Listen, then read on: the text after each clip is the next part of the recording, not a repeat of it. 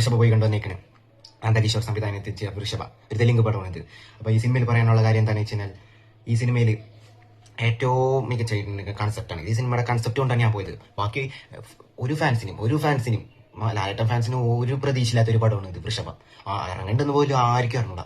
പക്ഷെ ഞാൻ പോയത് ഇതിന്റെ കൺസെപ്റ്റ് കേൾക്കാൻ മാത്രമാണ്. ഇതിന്റെ കൺസെപ്റ്റ് എങ്ങനെ അവതരിക്കുന്ന കേൾക്കാൻ വേണ്ടി മാത്രമാണ്.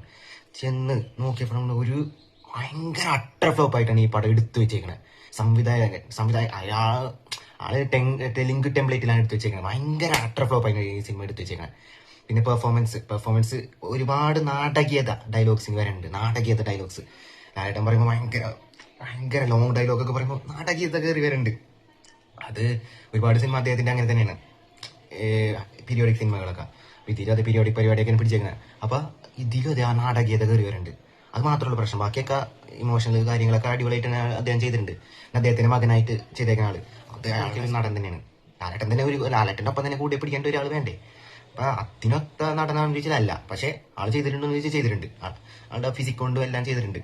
പിന്നെ വേറെ കാര്യം എന്ന് ചോദിച്ചു കഴിഞ്ഞാല് കണപ്പേന്റെയിലും മേലെനിക്കും. അതാണ് പറയാനുള്ളത്. കണപ്പേനയിലും മേലെനിക്കും.